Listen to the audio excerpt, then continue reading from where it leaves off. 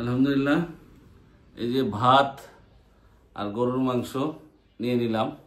আলহামদুলিল্লাহ, রান্না করা নামাজ শেষ করলাম। বাসায় যেহেতু একা রান্না করছি, সাদা ভাত আর গরুর মাংস, আর কিছু রান্না করতে পারি নাই। তো এখন বাসায় যাচ্ছি, যে দুপুরের খাবারটা খাবো। তো রান্নাটা কেমন হলো আমি আপনাদেরকে বাসায় গিয়ে দেখাবো। ছেলেদেরকে ছাড়া আজকে দুপুরের খাবারও খেতে হবে, নামাজও বললাম, কেননা তারা বাড়িতে গিয়েছে শীতকালীন ছুটি কাটানোর জন্য। তো ছেলেদেরকে অনেক মিস করছি, বিশেষ করে ছোট ছেলেটাকে মিস করছি। তো বাসায় যাচ্ছি, কি রান্না করলাম কেমন হলো খেয়ে আপনাদেরকে জানাবো। বাসায় চলে আসলাম। তো এখন কি রান্না করেছি আমি আপনাদেরকে একটু দেখাই। ছেলে মানুষের হাতের রান্না মাঝে মধ্যে রান্না করে খেতে হয়।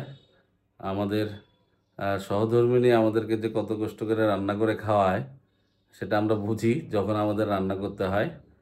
তো কি রান্না করলাম সেটা তো বলেই দিয়েছি। তো রান্নাটা কেমন হয়েছে চলুন একটু দেখাই। রান্নাঘরে চলে আসলাম।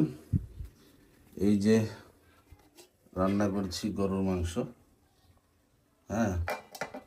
গরুর মাংসের কালারটা ভালোই আসছে, কেমন হয়েছে সেটা দেখতে হবে।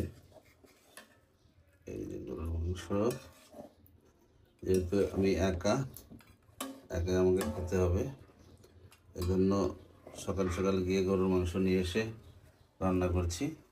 আর সাথে আছে এই যে সাদা ভাত। তো এই হলো আমার দুপুরের খাবার। আমি এখন খেয়ে টেস্ট কীরকম হয়েছে আপনাদেরকে জানাচ্ছি। আলহামদুলিল্লাহ, এই যে ভাত আর গরুর মাংস নিয়ে নিলাম। আমার হাতের রান্না করা, কি আর করা, খেতে যেহেতু হবে। চাইলে হোটেলে খেয়ে নিতে পারতাম, কিন্তু হোটেলের খাবার ততটা মজা লাগবে না। এই জন্য নিজেই চেষ্টা করলাম একটু রান্না করে খাওয়ার জন্য। তো দেখি নিজের হাতের রান্না কেমন লাগে। আমার ওয়াইফ তো আমাকে রান্না করে খাওয়ায়, তার হাতের রান্না আমার অনেক ভালো লাগে, অনেক মজা। আমার দুইজনের হাতের রান্না অনেক ভালো লাগে। এক হলো আমার মায়ের হাতের রান্না, যার কোনো তুলনা হয় না। আরেকটা হলো আমার বউয়ের রান্না, এই রান্নাটা আমার অনেক মজা লাগে। ছেলেরা থাকলে আমার একসাথে খাওয়া হতো, আরও অনেক কিছু রান্না হতো। যেহেতু ছেলেরা নাই, এখন নিজে নিজেই আমাকে রান্না করে খেতে হবে। তো একটু খেয়ে দেখি কেমন হয়েছে। বিসমিল্লাহির রহমানির রহিম।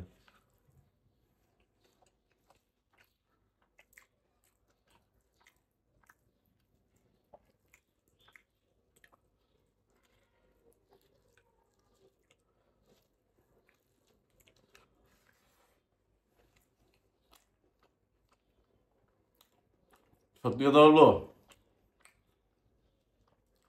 আবার অনেকে অনেক কথা বলবেন, আসলে রান্নাটা অনেক মজা হয়েছে, অনেক সুন্দর হয়েছে।